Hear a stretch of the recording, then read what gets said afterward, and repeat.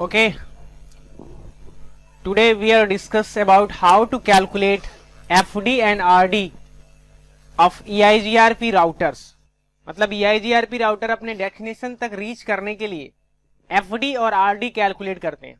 वो कैसे करते हैं वो आज डिस्कस करेंगे हम लोग. तो सबसे पहले हमारे पास तीन राउटर्स हैं, R1, R2 और R3, और एक PC है जो R3 से डायरेक्टली कनेक्टेड है. यहाँ पे जो नेटवर्क चल रहा है, लेट्स सपोज यहाँ पे 10 का नेटवर्क चल रहा है, ठीक है, /24 पे. तो अब जब ये R3 अपने नेबर्स को सेंड करेगा, R2 को सेंड करेगा, तो ये भी कुछ RD या फिर FD कैलकुलेट करेगा, यानी मैट्रिक कैलकुलेट करेगा. यहाँ पे FD फिजिबल डिस्टेंस होता है, मतलब कि total metric from source to destination. और यहाँ पे RD क्या होता है कि total metric from neighbour to destination. मतलब ये सिर्फ नेबर से लेके डेस्टिनेशन तक की जो मैट्रिक होगी वो RD होगी, और ये पूरे पाथ की जो मैट्रिक होगी वो FD होगी. ठीक है, तो मान के चलो R2 पे जब आएगा ये प्रीफिक्स, तो उसके लिए R2 भी कुछ मैट्रिक्स कैलकुलेट करेगा. और ये FD और RD टोपोलॉजी टेबल में होते हैं. टोपोलॉजी टेबल में आपको दिखेंगे FD और RD. तो आज इसके बारे में डिस्कस कर लेते हैं. R3 से ही करते हैं. तो ये जो राउटर्स कनेक्टेड हैं, इनके इंटरफेसेस मैंने लिख दिए हैं. जैसे ये इंटरफेस है फास्ट इथरनेट 0x0. इस इंटरफेस की जो पोर्ट आईडी है वो फास्ट इथरनेट 0x0 है, और इस इंटरफेस की जो पोर्ट आईडी है फास्ट इथरनेट 1x1 है. और यहाँ पे सेम है, इथरनेट लिंक चल रहा है तो इथरनेट 0x0, और यहाँ पे भी इथरनेट 0x1. ये भी लिंक हमारा इथरनेट स्टैंडर्ड है, तो Ethernet 0x0 and Ethernet 0x1. ठीक है, तो यहाँ पे फास्ट इथरनेट चल रहा है, और इन दोनों राउटर्स R2 और R3 के बीच में इथरनेट लिंक चल रहा है, और R3 और PC के बीच में क्या चल रहा है, इथरनेट लिंक चल रहा है. ठीक है, अब मैंने बताया था कि जो फास्ट इथरनेट पोर्ट होता है, फास्ट इथरनेट लिंक होता है और इथरनेट लिंक होता है, उनके बैंडविड्थ और डिले फिक्स होते हैं. ठीक है, we can manipulate, we can change, but still ये फिक्स होते हैं. ठीक है, तो लेट्स सपोज मान के चलो कि ये जो फास्ट इथरनेट लिंक है, इसका जो बैंडविड्थ है वो 100 Mbps है. जब हम लोग फॉर्मूले में पुट करते हैं ना, तो kbps में पुट करते हैं. तो सिंपल सा है, 100 है तो 1000 से क्या कर दोगे, मल्टीप्लाई कर दोगे, जो वैल्यू निकल के आएगी वो kbps में बन जाएगी. ठीक है, तो मान के चलो फास्ट इथरनेट पोर्ट की जो फास्ट इथरनेट इंटरफेस का जो बैंडविड्थ है वो 100 Mbps है. तो जो 100 Mbps होता है ना, पर पोर्ट बेसिस पे होता है, पर इंटरफेस बेसिस पे होता है. इस इंटरफेस पे भी 100 Mbps होगा, इस इंटरफेस के पोर्ट पे भी 100 Mbps होगा. तो यहाँ की स्पीड जो है 100 Mbps, और delay tens of microsecond में कैलकुलेट होता है.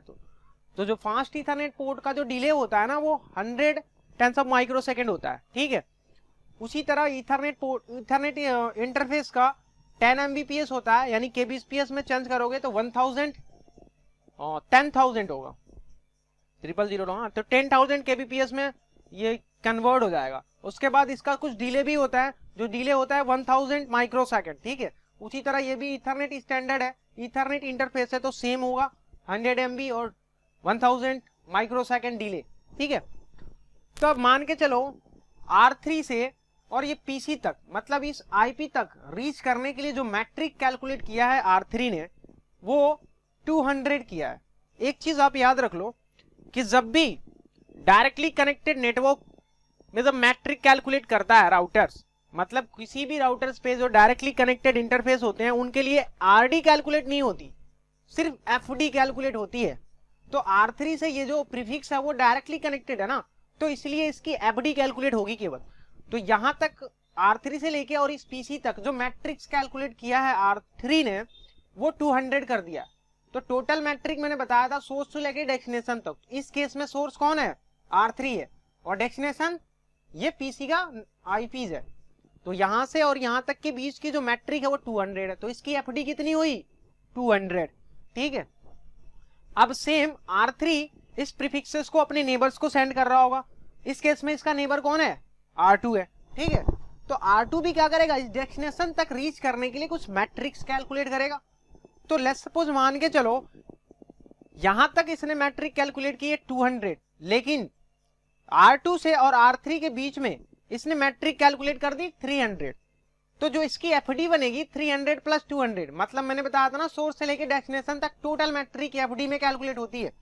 तो 300 प्लस 200 कितना हो गया, 500 एफडी बन गई इसकी। अब यहाँ पे आरडी कैलकुलेट होगी, आरडी कैलकुलेट होगी। ये डायरेक्टली इंटरफेस तो है नहीं, ये प्रीफिक्सेस कौन दे रहा है, R3 दे रहा है इसको। तो यहाँ पे आरडी कैलकुलेट होगी, रिपोर्टेड डिस्टेंस कैलकुलेट होगी। तो सिंपल सा एक फंडा समझ लो आप, जब भी आरडी कैलकुलेट करते हैं ना, तो उस केस में जो हमारे नेबर्स की एफडी होती है, जो हमारे नेबर्स की एफडी होती है वो हमारे लिए आरडी बन जाती है। तो R2 का नेबर कौन है, R3 है। तो इस केस में R3 की एफडी कितनी है, 200। तो R2 की जो आरडी होगी वो भी 200 बन जाएगी, ठीक है।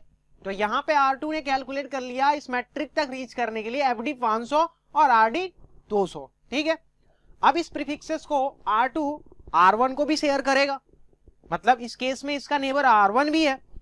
तो उस केस में यहां तक जो मैट्रिक थी वो 500 थी, और यहां से लेके यहां तक मतलब R1 से लेके R2 तक जो R1 ने मैट्रिक कैलकुलेट की है वो की है 500, ठीक है। तो अब ये 500 प्लस 500 कितना हो गया, 1000। इस यहां से लेके और यहां तक जो टोटल मैट्रिक है वो कितनी है, 1000, ठीक है। अब R1 RD भी कैलकुलेट करेगा, FD तो कैलकुलेट कर लिया 1000, अब RD भी तो कैलकुलेट करेगा। तो RD क्या होता है, नेबर की जो FD होगी वही इसका RD बन जाएगा। तो इस नेबर की FD कितनी है, 500, तो इसकी RD कितनी बन गई, 500, ठीक है। तो इस टाइप से क्या करता है मैट्रिक्स सॉरी FD और RD कैलकुलेट करता है EIGRP राउटर्स, ठीक है। ओके, तो अब बात करेंगे कि जो EIGRP राउटर्स होते हैं, जब हम राउटर्स पे क्या करते हैं, EIGRP प्रोटोकॉल्स इनेबल करते हैं। तो EIGRP जब प्रोटोकॉल्स इनेबल करते हैं तो उसके अंदर राउटर क्या करता है, कुछ राउटिंग टेबल्स जनरेट करता है, कुछ टेबल जनरेट करता है, और उसमें से 3 टाइप के टेबल जनरेट करता है, एक राउटिंग टेबल और एक नेबर टेबल और एक टोपोलॉजी टेबल। तो वो टेबल कैसे जनरेट होते हैं और उन टेबल में क्या इंफॉर्मेशन होती है वो चीजें हम डिस्कस करेंगे यहाँ पे, ठीक है। तो हमारे पास ये R1 है और ये R2 है, ठीक है। ये R1 है और ये R2 है। तो अब मान के चलो इसका जो इंटरफेस है वो फास्ट ईथरनेट 0x0 है, और इसका इंटरफेस क्या है, फास्ट ईथरनेट 0x0 है, ठीक है। R2 पे एक नेटवर्क चल रहा है जो किस रेंज में चल रहा है, 10 की रेंज में चल रहा है, ठीक है। अब R2 अपनी राउटिंग टेबल जनरेट करेगा, R1 भी अपनी राउटिंग टेबल जनरेट करेगा, R2 अपनी टोपोलॉजी जनरेट करेगा, R1 भी अपनी टोपोलॉजी टेबल जनरेट करेगा। मतलब ये दोनों राउटर्स अपनी अपनी टेबल्स को जनरेट करेंगे, ठीक है। उन टेबल्स में क्या इंफॉर्मेशन होगी, मान के चलो R1 से और R2 के बीच में मैंने रीचेबिलिटी के लिए ये नेटवर्क यूज कर लिया है 20 का, ठीक है। तो R2 से ये जो प्रीफिक्स है वो क्या है, डायरेक्टली कनेक्टेड है ना। तो इसके लिए इसने क्या कैलकुलेट किया, FD कितना कैलकुलेट किया, 500, ठीक है। 500 इसने FD कैलकुलेट कर लिया। यहाँ पे RD कैलकुलेट तो होगी नहीं क्योंकि डायरेक्टली कनेक्टेड लिंक है, डायरेक्टली कनेक्टेड नेटवर्क है, तो इसके लिए RD कैलकुलेट नहीं होती, सिर्फ FD कैलकुलेट होती है। तो FD कैलकुलेट कर लिया 500, ठीक है। उसी तरह जब R2 ये प्रीफिक्स अपने नेबर्स को सेंड कर रहा होगा तो इसका नेबर जो होगा वो भी अपने लिए RD और FD कैलकुलेट करेगा। तो लेट्स सपोज मान के चलो यहाँ तक की जो बैंडविड्थ है, जो मैट्रिक्स है वो 500 है, और यहाँ तक की जो मैट्रिक्स है वो भी 500 है, ठीक है। तो इसकी जो FD होगी वो 1000 होगी, ये 500 ये 500 प्लस करोगे 1000, ठीक है। और मैंने बताया था कि RD जो होती है वो नेबर्स की FD होती है। तो यहाँ पे इस R2 की FD 500 है तो इसकी RD कितनी होगी, 500, ठीक है। इसने ये कैलकुलेट कर लिया। अब ये क्या करेगा, अपनी राउटिंग टेबल जनरेट करेगा। तो आपको पता होना चाहिए राउटिंग टेबल में by default routers directly connected network की इंफॉर्मेशन रखता है, ठीक है। ये R1 की राउटिंग टेबल्स है और ये R2 की राउटिंग टेबल है। तो मान के चलो R1 के पास कौन सा लिंक डायरेक्टली कनेक्टेड है, मतलब कौन सी इंटरफेस पे कौन सा IP डायरेक्टली कनेक्टेड है, इस इंटरफेस पे ये 20 का नेटवर्क डायरेक्टली कनेक्टेड है। तो कैसे स्टोर करेगा, 20.1.1/24 और किस इंटरफेस पे, फास्ट ईथरनेट 0x0 पे, ठीक है। उसी तरीके से अब ये जो ये प्रीफिक्सेस है 10 का, जब R2 अपने नेबर्स को सेंड करेगा तो वो अपनी राउटिंग टेबल में कैसे स्टोर करेगा? वो अपनी राउटिंग टेबल में वो इस इंफॉर्मेशन को 10.10.0/24 और एडी वैल्यू, ये प्रीफिक्सेस कौन दे रहा है? EIGRP प्रोटोकॉल दे रहा है ना, इन दोनों पे EIGRP चल रही है, तो EIGRP की एडी वैल्यू कितनी होती है? 90। और मैट्रिक्स कितनी है? मान के चलो इतनी कैलकुलेट कर ली यहां से यहां तक, तो ये मैट्रिक एडी वैल्यू और मैट्रिक वाया R2 पाथ इसने क्या लिया? स्टोर कर लिया। किस इंटरफेस पे? फास्ट इथरनेट 0/0 पे। ठीक है, इतनी चीजें अपने राउटिंग टेबल में ये स्टोर करके रखेगा। ठीक है, अब उसी तरीके से R2 भी अपनी राउटिंग टेबल जनरेट करेगा। उस राउटिंग टेबल में क्या इंफॉर्मेशन होगी? डायरेक्टली कनेक्टेड नेटवर्क की। तो इसके R2 के पास दो इंटरफेसेस है, मतलब दो नेटवर्क डायरेक्टली कनेक्टेड है। एक तो क्या है? 20 का नेटवर्क है और एक 10 का नेटवर्क है। ठीक है, तो उस अपनी राउटिंग टेबल में एक 10 का नेटवर्क 10.1.1.0/24 और किस इंटरफेस पे? इथरनेट 0/0 पे। ठीक है, ये इंफॉर्मेशन क्या किया? इसने स्टोर कर लिया। अब उसी तरीके से 20 वाला नेटवर्क 20.1.1.0/24 फास्ट इथरनेट 0/0 पे। ठीक है, ये वाला नेटवर्क इसने क्या कर लिया? अपनी राउटिंग टेबल में स्टोर कर लिया। ठीक है, अब उसी तरीके से टोपोलॉजी टेबल जनरेट करेगा। तो टोपोलॉजी टेबल में एफडी और आरडी होते हैं, मैंने जैसे डिस्कस किया था आपको। तो यहां पे टोपोलॉजी टेबल में मान के चलो ये प्रीफिक्सेस जब R1 को शेयर कर रहा है, तो टोपोलॉजी टेबल में कैसे एंट्री होगी इसकी? 10.1.1.0/24 और इसके लिए एफडी कितनी है वो कैलकुलेट करेगा, उसके लिए आरडी कितनी है वो कैलकुलेट करेगा, वाया किसके थ्रू? वाया R2 के थ्रू। और यही पाथ सक्सेसर होगा। क्यों होगा? क्योंकि दूसरा पाथ इसको तो अवेलेबल है नहीं ना, क्योंकि ये सेम प्रीफिक्सेस के लिए किसी और पाथ से तो नहीं आ रहा, ये सेम एक ही प्रीफिक्सेस एक ही इंटरफेस से आ रहा है, एक ही पाथ से आ रहा है, तो उसके लिए यही पाथ क्या होगा? यही आईपीस क्या हो जाएगी? सक्सेसर बन जाएगी। और जो सक्सेसर होता है वही राउटिंग टेबल में स्टोर भी होता है। एक चीज याद रख लो आप, मतलब कि जो टोपोलॉजी टेबल में सक्सेसर होगा वही राउटिंग टेबल में स्टोर्ड भी होगा। यहां पे अगर इस पाथ के लिए, इस नेटवर्क के लिए कोई सक्सेसर नहीं है तो राउटिंग टेबल में कोई इंफॉर्मेशन स्टोर्ड नहीं होगी। ठीक है, तो यहां पे इसने एफडी जो कैलकुलेट किया, यहां पे एफडी कितनी कैलकुलेट किया? इस डेस्टिनेशन नेटवर्क तक रीच करने के लिए एफडी जो 1000, तो मान के चलो यहां पे इसने एफडी कैलकुलेट कर लिया कितनी? 1000। ठीक है, और आरडी कितनी कैलकुलेट किया है? 500 सॉरी, तो ये इसने कैलकुलेट कर लिया। ठीक है, और यही पाथ क्या है? सक्सेसर है। यहाँ पे कोई फिजिबल सक्सेसर तो है नहीं, बैकअप पाथ तो है नहीं, तो इसलिए यही पाथ क्या हो गया? सक्सेसर हो गया। यही आईपीस, यही एड्रेस क्या है? सक्सेसर है। और सक्सेसर जो होता है वही राउटिंग टेबल में स्टोर करता है। उसी तरीके से R2 भी अपनी टोपोलॉजी टेबल जनरेट करेगा और उसकी टोपोलॉजी टेबल में क्या होगी? इस नेटवर्क की इंफॉर्मेशन होगी। तो ये नेटवर्क क्या है? ये जो नेटवर्क है 10.1.1.0/24 और यहाँ पे सिर्फ एफडी कैलकुलेट किया। क्यों? क्योंकि ये डायरेक्टली कनेक्टेड नेटवर्क है ना, तो यहाँ पे सिर्फ एफडी कैलकुलेट होगा और यही पाथ क्या होगा? सक्सेसर होगा। ठीक है, और जो सक्सेसर होगा वही राउटिंग टेबल में होगा। ठीक है, अब टोपोलॉजी टेबल और राउटिंग टेबल तो इसने जनरेट कर लिया। उसके बाद ये नेबर टेबल जनरेट करता है, कि मतलब नेबर टेबल में ये इंफॉर्मेशन स्टोर करके रखता है कि मेरा नेबर कौन है, उसकी आईपी क्या है और किस इंटरफेस पे है, उससे रिलेटेड होल्ड टाइमर क्या है। ठीक है, आरटीओ टाइम क्या है, क्यू टाइम क्या है, ये सारी चीजें कैलकुलेट करता है। तो मान के चलो R1 ने अपनी नेबर टेबल में क्या इंफॉर्मेशन स्टोर करके रखा होगा कि मेरा नेबर कौन है? 20.1.1.2 है, ये वाला है, इस इंटरफेस की आईपी है। ठीक है, और किस इंटरफेस पे है? फास्ट इथरनेट 0/0 पे है। ठीक है, उसका होल्ड टाइमर कितना है, मतलब उसकी जो उसका जो हेलो है वो मुझे कितने टाइम तक होल्ड करके रखना है? वो 15। ये टाइमर यहाँ पर चलता रहता है। ठीक है, ये टाइमर यहाँ पे डिक्रीज होता रहता है। आप जैसे ही चेक करोगे विद इन 15 सेकेंड होता है, तो वो चलता रहता है। ठीक है, अगर विद इन 50 सेकेंड में ये R2 इसको हेलो मैसेजेस सेंड नहीं करता है तो ये नेबरशिप क्या कर लेगा? ब्रेक कर लेगा। ठीक है, उसी तरीके से R2 भी अपनी नेबर टेबल जनरेट करेगा। तो इसका R2 का नेबर कौन है? ये R1 है, तो इसकी आईपी किस इंटरफेस पे? फास्ट इथरनेट 0/1 पे है। ठीक है, उससे रिलेटेड होल्ड टाइमर, ये होल्ड टाइमर।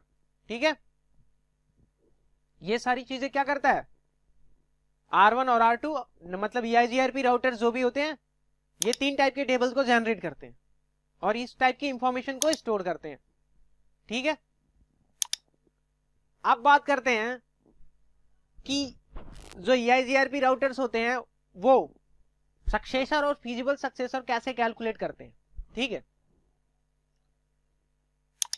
मान के चलो ये मेरा नेटवर्क है, ये R1 है, ये R2 है, और ये क्या है, R4 है, और ये R3 है। ठीक है, इनको हमने इंटरफेसेस मतलब इनको एक लिंक से कनेक्टेड कर दिया। ठीक है, यहाँ पे जो लिंक चल रहा है वो कौन सा लिंक है, वो फास्ट इथरनेट लिंक है। ठीक है, ये वाला जो लिंक है वो क्या है, फास्ट इथरनेट लिंक है, और ये वाला लिंक कौन सा है, इथरनेट लिंक है। क्यों, क्योंकि इसकी स्पीड कितनी है, 10 Mbps। फास्ट इथरनेट इंटरफेस की जो स्पीड होती है वो कितनी होती है, बैंडविड्थ कितनी होती है, 100 Mbps, और इथरनेट इंटरफेस की बैंडविड्थ कितनी होती है, 10 Mbps। उसी तरीके से ये कौन सा लिंक है, ये भी फास्ट इथरनेट है। ठीक है, तो इसकी जो बैंडविड्थ है वो कितनी है, 10 Mbps। उसी तरीके से ये कौन सा है, इथरनेट, तो इसकी जो बैंडविड्थ है वो कितनी है, 10 Mbps। ठीक है, उसी तरीके से अब मान के चलो मैंने इनको कनेक्ट कर दिया। ठीक है, R1 पे एक प्रीफिक्स चल रहा है जो कौन से रेंज में चल रहा है, 10 की रेंज में चल रहा है। ठीक है, तो जब R1 अपनी प्रीफिक्स की इंफॉर्मेशन अपने नेबर्स को सेंड कर रहा होगा तो इसके पास दो पाथ है, इन दोनों रास्तों से क्या कर रहा होगा, सेंड कर रहा होगा, इस रास्ते से भी और इस रास्ते से भी। ठीक है, इन दोनों रास्तों से क्या कर रहा होगा, इन प्रीफिक्सेस को सेंड कर रहा होगा। लेकिन जब इस रास्ते से जा रहा है, मतलब यहां से जब सेंड कर रहा है वाया R2, ठीक है, तो यहां तक मतलब R1 इस प्रीफिक्सेस के लिए कुछ मैट्रिक्स कैलकुलेट करेगा। तो मान के चलो ये मैट्रिक कैलकुलेट कर ली। ठीक है, एफडी इसने 100 कर ली कैलकुलेट। ठीक है, अब जब R4 ये प्रीफिक्सेस की इंफॉर्मेशन वाया R2 जब सेंड करेगा तो R2 भी कुछ मैट्रिक्स कैलकुलेट करेगा। तो मान के चलो R2 से लेके और R4 के बीच में जो मैट्रिक्स कैलकुलेट किया वो 200 कर लिया। ठीक है, तो R2 भी अपनी एफडी और आरडी कैलकुलेट करेगा। तो इसने भी एफडी कैलकुलेट कर ली 300, मतलब कि ये 200 हो गया और ये क्या हो गया 100, टोटल कितना हुआ 300। उसी तरीके से आरडी भी कैलकुलेट करेगा, तो इसके नेबर की एफडी जो होगी उसके लिए आरडी बन जाएगी। तो इसने आरडी 100 कैलकुलेट कर ली। ठीक है, अब ये प्रीफिक्सेस R2 R1 को भी सेंड कर रहा होगा, तो R1 से और R2 के बीच में जो मैट्रिक कैलकुलेट किया इसने वो 200 कर लिया। ठीक है, अब जब R1 के पास वो आएगा तो वो क्या देखेगा, अपने लिए वो एफडी कैलकुलेट करेगा और आरडी कैलकुलेट करेगा। तो एफडी कितनी है, मान के चलो यहाँ पे जो बैंडविड्थ जो मैट्रिक कैलकुलेट किया है R1 से R2 के बीच में वो 200 किया है, तो 300 यहां तक था, 300 यहां तक था। ठीक है, उसके बाद ये 200 ये भी ऐड कर लिया, तो कितना बन जाएगा 500। और आरडी कैलकुलेट किया, जो एफडी मतलब जो नेबर्स की एफडी होगी उसके लिए क्या बन जाएगी, आरडी बन जाएगी। ठीक है, तो यहाँ पे इसने एफडी और आरडी कैलकुलेट कर ली, एफडी 500 आरडी 300। अब ये तो यहां से प्रीफिक्सेस जा रही है तो उसके लिए कैलकुलेट कर लिया R1 ने। ठीक है, अब R1 जब यहां से रिसीव करेगा तो भी एफडी और आरडी कैलकुलेट करेगा। तो मान के चलो जब यहां से प्रीफिक्सेस आ रही है तो ये क्या मैट्रिक क्या है 100 है। ठीक है, तो जब R3 इस प्रीफिक्सेस के लिए रीच करने के लिए कुछ एफडी और आरडी कैलकुलेट करेगा, तो 200 इसने क्या कर लिया, एफडी कैलकुलेट कर लिया, 100 ये 100 ये, तो टोटल कितने हो गए 200। अब आरडी भी कैलकुलेट करेगा, तो आरडी क्या होता है, जो नेबर्स की एफडी होती है वही क्या हो जाती है, आरडी बन जाती है। तो इसने एफडी और आरडी कैलकुलेट कर ली। अब जब ये R3 ये 10 की प्रीफिक्स जब R1 को दे रहा होगा तो इसके बीच में जो मैट्रिक्स कैलकुलेट किया है R1 और R3 के बीच में जो मैट्रिक्स कैलकुलेट हुई है वो 100 हुई है। ठीक है, अब जब R3 R1 को दे रहा होगा तो R1 भी कुछ मैट्रिक्स कैलकुलेट कर रहा होगा इस डेस्टिनेशन तक रीच करने के लिए इस पाथ से। ठीक है, तो उसने मान के चलो एफडी जो कैलकुलेट कर ली वो 300 कर ली, 100 यहां से 100 यहां से, इन दोनों के बीच में 100, इन दोनों के बीच में 100 और इन दोनों के बीच में 100, टोटल कितना हुआ 300। और आरडी कितना हुआ, जो नेबर्स की एफडी होगी वो आरडी हो जाएगी। ठीक है, अब यहां पे कौन से पाथ को वो बेस्ट रूट डिसाइड करेगा, कौन से पाथ को सक्सेसर बनाएगा। सक्सेसर क्या होता है, बेस्ट पाथ होता है, और फिजिबल सक्सेसर क्या होता है, बैकअप पाथ होता है। ठीक है, तो मान के चलो यहाँ पे कौन सा पाथ सक्सेसर बनेगा वो चीजें डिस्कस करते हैं। जिसकी मैट्रिक्स सबसे कम आ रही होगी, जिस पाथ से मैट्रिक कम आ रही होगी वो पाथ, वो क्या बन जाएगा, सक्सेसर बन जाएगा। तो ये क्या बन गया है, ये वाला वाया R3 पाथ क्या है, सक्सेसर है। ठीक है, और ये सक्सेसर जो होगा वही राउटिंग टेबल में स्टोर भी होगा, तो इसने राउटिंग टेबल में स्टोर कर लिया होगा। ठीक है, अब यहाँ पे फिजिबल सक्सेसर ये बनेगा, बैकअप पाथ जो बनेगा ये बनेगा। बेस्ट रूट तो ये बन गया वाया R3, क्यों, क्योंकि इससे जो मैट्रिक आ रही है वो कम आ रही है एज कंपेयर टू R2। ये वाले पाथ से मैट्रिक ज्यादा आ रही है और इस वाले पाथ से मैट्रिक्स क्या आ रही है, कम आ रही है। तो R1 जब भी इन प्रीफिक्सेस को कम्युनिकेट करेगा वो वाया R3 ही करेगा, क्योंकि ये पाथ क्या है, सक्सेसर है। मतलब टोपोलॉजी टेबल में ये पाथ क्या होगा, सक्सेसर बन के स्टोर हो गया होगा। ठीक है, और यही पाथ जो सक्सेसर होता है, जो टोपोलॉजी टेबल में सक्सेसर होता है, वही पाथ क्या होता है, राउटिंग टेबल में स्टोर होता है। ठीक है, तो मान के चलो इसने सक्सेसर तो क्रिएट कर लिया, सक्सेसर फाइंड कर लिया। अब फिजिबल सक्सेसर क्या है, तो फिजिबल सक्सेसर ये बनेगा, लेकिन उससे पहले कुछ फिजिबिलिटी कंडीशन होती है, वो मैच करनी पड़ती है, तब जाके फिजिबल सक्सेसर बनता है, अदरवाइज नहीं बनता है। तो फिजिबल सक्सेसर क्या है भैया, फिजिबल सक्सेसर वो है कि जो फिजिबल सक्सेसर की आरडी होगी, ठीक है, वो करेंट सक्सेसर के एफडी से कम होनी चाहिए। तो यहां पे फिजिबल सक्सेसर की आरडी कितनी है, 300। ठीक है, और करेंट सक्सेसर की एफडी कितनी है, 300। तो क्या ये पाथ फिजिबल सक्सेसर बनेगा, नहीं बनेगा। क्यों नहीं बनेगा, क्योंकि इक्वल नहीं होनी चाहिए, कम होनी चाहिए। मतलब सक्सेसर के एफडी से क्या होना चाहिए, फिजिबल सक्सेसर की आरडी कम होनी चाहिए, इक्वल भी नहीं होनी चाहिए, तो ये मैच नहीं होगा। ठीक है, मतलब ये फिजिबल सक्सेसर नहीं बनेगा, ये वाला path via R2 path success feasible successor नहीं बनेगा। तो उसके लिए मुझे क्या करना पड़ेगा, या तो इस इंटरफेस का जो बैंडविड्थ है वो कम करना पड़ेगा, ठीक है, या फिर डिले कम करना पड़ेगा। ठीक है, वो चीजें कम करनी पड़ेगी, तभी जाके ये पाथ क्या होगा, फिजिबल सक्सेसर बनेगा।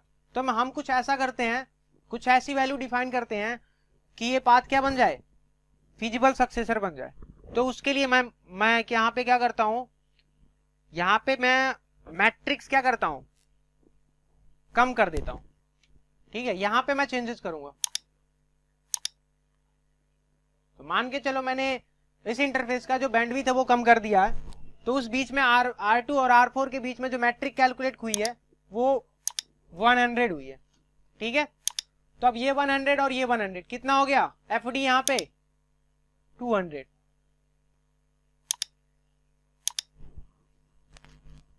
ठीक है, और आरडी सेम रहेगा, जो यहाँ पे नेबर्स की एफडी होगी वो आरडी बन जाएगी।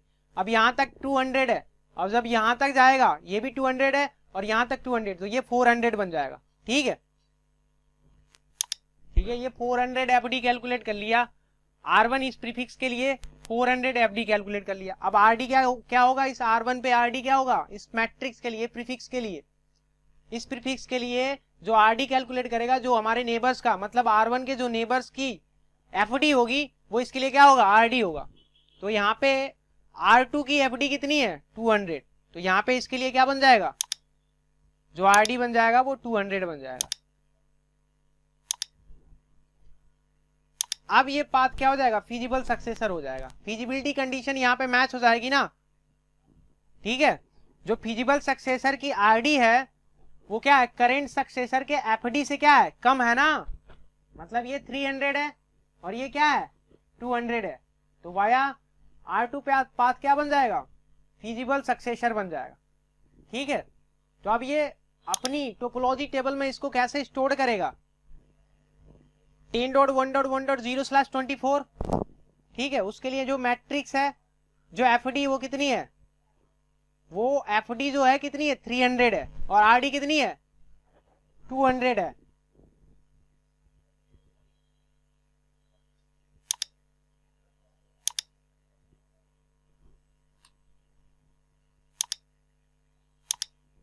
एफडी कितनी है 300 और आरडी कितनी है 200, ठीक है।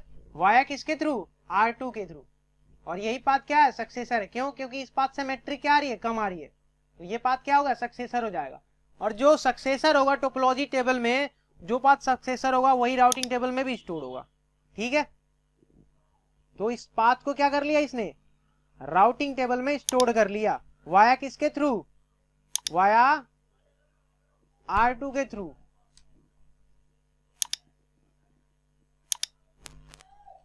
ठीक है। अब फिजिबल सक्सेसर, अब जो टोपोलॉजी टेबल में फिजिबल सक्सेसर है वो किसके थ्रू स्टोर हुआ है, वो हुआ है R3 के थ्रू। मतलब कि जब ये प्रीफिक्सेस जब यहां से आ रहे हैं तो वो क्या है, सक्सेसर है, क्यों, मैट्रिक कम आ रही है।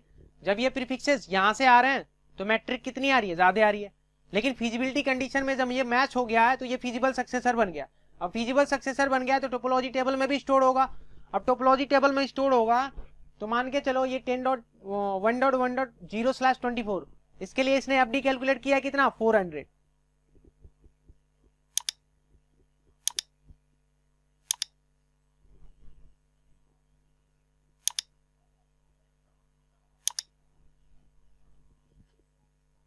ठीक है।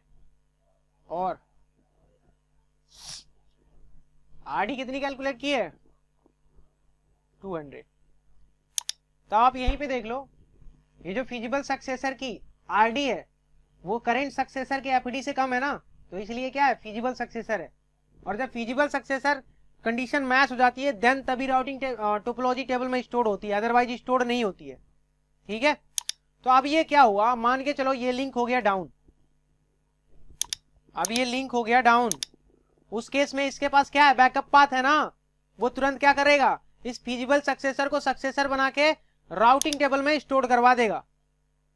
तो लिंक डाउन चला गया तो क्या होगा, यहाँ पे जो प्रीफिक्स था वो वाया R3 स्टोर हो जाएगा, ठीक है, कम्युनिकेशन हो जाएगा, कोई दिक्कत नहीं है। विद इन सेकेंड में ये क्या कर लेगा, कैलकुलेट कर लेगा।